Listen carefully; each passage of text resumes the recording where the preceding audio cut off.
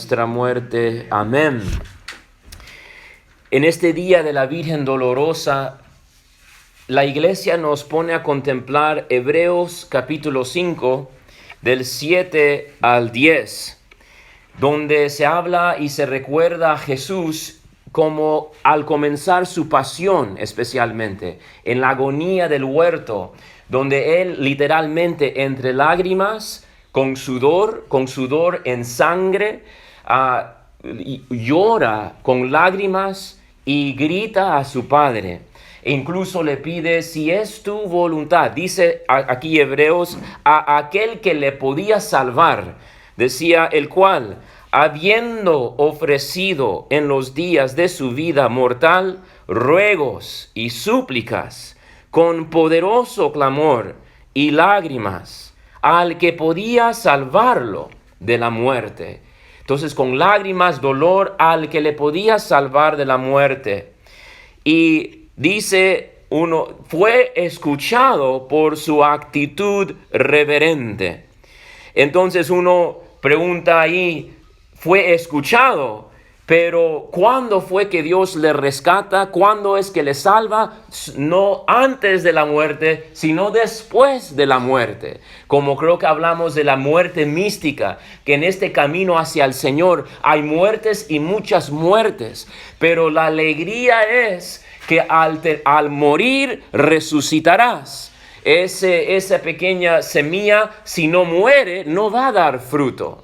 Entonces Dios Padre le salva al Hijo, pero no antes que has crucificado, sino que después de su muerte. Y como que si todo se ha perdido en ese momento. Me hace recordar en Fulton Sheen que decía una historia que él contaba, que las águilas tienen una manera muy interesante de cómo instruir a sus pequeños aves a volar. Y sus nidos son súper alto, porque es un ave de los cielos, ¿verdad? Un ave que domina, el rey de los cielos. Y está su nido en las alturas.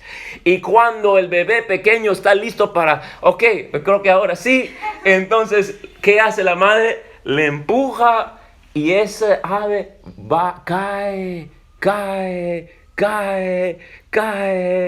Y en el caer, como se desespera el pequeño porque no sabe cómo volar. Pero en eso la águila baja y antes que toque el piso lo recoge y lo sube nuevamente a su nido. Y después de temblar un poquito el pequeño pollilo, después, ¿estás bien? Sí, y le empuja otra vez. Y otra vez cae. Y otra vez le rescata hasta que finalmente aprende a volar. Y imagínate sentir el miedo, el terror del caer, como dice también las Escrituras. Qué terrible es caer en las manos de Dios. Qué terrible es caer. Sin embargo, también Siracías nos dice, mejores las manos de Dios que las manos de los hombres o de cualquier ser humano.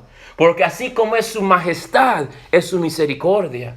Mejor, aunque es terrible, aunque es lo mejor caer en sus manos. Es lo mejor morir en sus manos. Es lo mejor vivir para Él y estar en Él.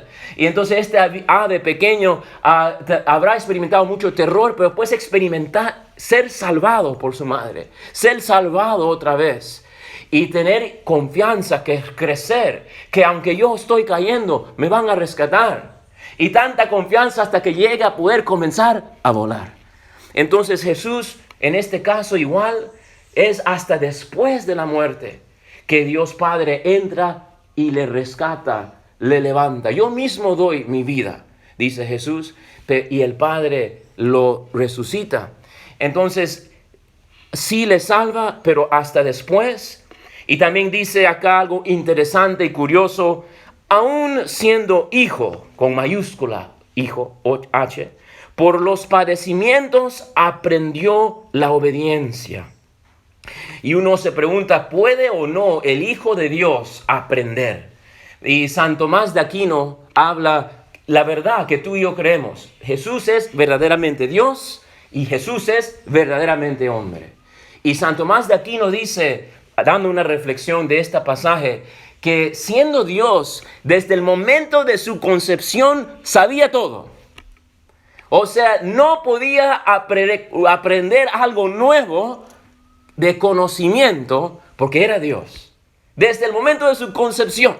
Esa célula que hemos hablado ayer, ¿verdad? Con la doctora Pilar Calvo,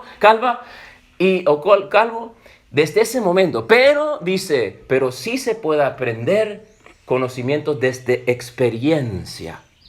Y él aprendió en la experiencia lo que cuesta obedecer. Lo que cuesta obedecer. Dice Filipenses 2, fue obediente hasta la muerte. Obediente hasta la muerte y una muerte de cruz. No solamente le costó algo, le costó todo. Y le costó una muerte de cruz que los romanos decían que ni se mire ni se piense en la cruz al romano. Y al judío que miraba la cruz como una maldición. Hasta ese punto, entonces él aprendió la obediencia en su experiencia. Lo que cuesta ser obediente al Padre. Pero al dar su vida también tuvo por experiencia ser salvado por el Padre, amado por el Padre. Y aunque él no había pecado, dice la palabra de Dios, se volvió pecado para nosotros. Experimentó el abandono, entre comillas, de Dios. Dios mío, ¿por qué me has abandonado? Pero en esa obediencia experimentó también la misericordia, experimentó también la salvación y se volvió salvación para nosotros. Dice la palabra, y llegado a la perfección, se convirtió en causa de salvación eterna. ¿Para quién? Bueno, para todos, porque ya lo hizo, ya no tenemos que hacerlo nosotros. ¡Chévere! No dice eso. Dice, y llegado a la perfección, se convirtió en causa de salvación eterna para todos los que le obedecen. Entonces esto requiere ahora, yo lo hice y ahora te voy a sacar del nido y vas a dar, uy, ¿no? Pero ahora él hizo para que tú y yo lo podamos hacer, para que tengamos la gracia. No dice San Agustín, que es un maestro de palabras, ¿verdad? Que decía que la ley fue dada para que rogáramos por la gracia. La ley fue dada para que rogáramos por la gracia. La ley nos hace ver somos imperfectos. Imposible ser perfecto. La ley nos hace saber nuestra debilidad. La ley fue creada para que rogásemos por la gracia. Y la gracia fue dada para que cumplamos la ley. Entonces, para que rogásemos, no experimentamos nuestra debilidad, pero la gracia, dice Romanos 8, el Espíritu Santo viene de parte de nuestra debilidad. Y nos enseña lo que es ser hijos. Nos enseña lo que es ser perdonados, lo que es ser rescatados y lo que cuesta la obediencia. Pero Él está con nosotros y nos anima, nos dice Jesús, ¿sabe qué? En la vida van a tenerlo fácil porque son mis discípulos. En la vida va a ser todo chévere, piscinas para todos, hermanitos. Tú eres cristiano y piscina tendrás. Jesús dice, tendrás tribulaciones en el mundo, pero no temen. Porque yo, nuestro campeón, he vencido al mundo. Y como esa mujer que da a luz, sufre a dar a luz, pero cuando ya tiene el bebé en su mano, ¿quién le puede quitar el gozo? Y ahora giramos la mirada al Evangelio de Juan, capítulo 19, versículo 25 a 27. Y vemos ahora junto a la cruz. Junto a la cruz está la Virgen María. Junto a este acto de Dios de ser obediente hasta la muerte, su entrega total, su sacrificio total, que estaba envuelto en lágrimas, en dolor, en sangre. Este acto que hacía Jesús, ¿quién estaba a su lado? Su madre. Junto a la cruz estaba María. Y vemos que ella también está siempre a nuestro lado. Me hace acordar cuando a mí me dieron las operaciones, o cuando yo vomitaba, o cuando yo estaba enfermo, junto a la cruz estaba mi madre, ¿no? Junto a la cruz estaba mi padre, ahí estaban, ¿no? Mi madre, junto a mi lado.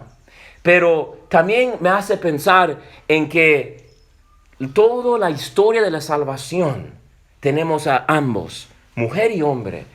Y hasta en el momento más importante de nuestra redención, mujer y hombre juntos están.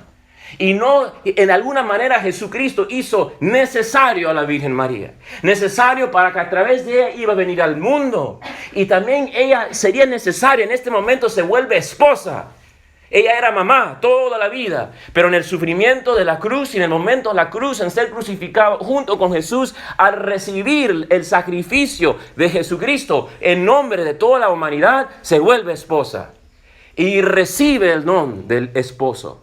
Está junto a la cruz para recibir el don del sacrificio del hombre, de Jesucristo. A recibir ese acto de sacrificio y hacerlo junto con él.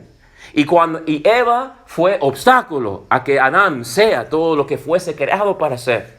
Pero en este caso María fue instrumental para que Jesucristo logre la misión por lo cual el Padre me envió al mundo.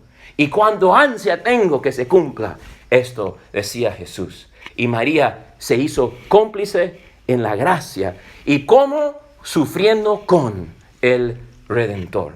Sufriendo con, acompañándole con. Y entonces en la creación había mujer y hombre juntos. Dios creó al hombre, mujer y hombre los creó. En el fin tenemos la esposa y el cordero. Y en la redención el esposo y la esposa. Y entonces Jesucristo es nuestro Salvador, Él es nuestro campeón, dice Hebreos 4, ayer estaba citando creo que el padre de Lucas, Hebreos 4, 14 a 15, que dice esa parte de que sabe nuestros sufrimientos, Jesucristo. Sabe, ha experimentado menos el pecado. Y por eso podemos acercarnos con confianza al trono de gracia para recibir gracia y misericordia. Pero el versículo antes dice, ¿quién ha pasado por el cielo? Nuestro gran sumo sacerdote. Él es nuestro gran sumo sacerdote. Nuestro héroe de todos los héroes. El héroe. Y Él es el que sube a la cruz para nosotros, pero no sin su madre, no sin una persona que reciba esta gracia. Y juntos han alcanzado nuestra redención. Aunque todo depende de Jesucristo, aunque Jesucristo es la fuente, aunque sin Jesús María es nada, sin embargo Jesús la hizo necesaria. Hermanos, lo mismo es en tu y en mi relación con Jesucristo. Él es nuestro todo. Él es nuestro todo, de Él viene toda la gracia, en Él encuentro mi fuerza, ¿no? Efesios 6:10, en Dios encuentro tu fuerza, pero Él espera mi respuesta, Él espera mi sí, hasta disponible a sufrir con Él, a estar con Él. Y en la renovación carismática bendita de la Iglesia Católica, en 1960 y pico, cuando Patty Gallagher justo dijo, ella dijo 2 veces, uno en su cuarto, quiero todo, y vino nada. Y después esta segunda vez estuvo en la capilla y dijo a Dios, quiero estar contigo y quiero todo, aunque tenga que sufrir. Y cuando dijo, aunque tenga que sufrir, vino el bautizo del Espíritu Santo sobre todos ahí presentes. Jesús busca amigos. Jesús busca personas que dirán sí a todo costo, a estar conmigo, hasta sufrir conmigo, hasta morir conmigo, hasta el final. Y dichoso el que persevera. Dichoso el que persevera. En mi casa hay muchas mansiones.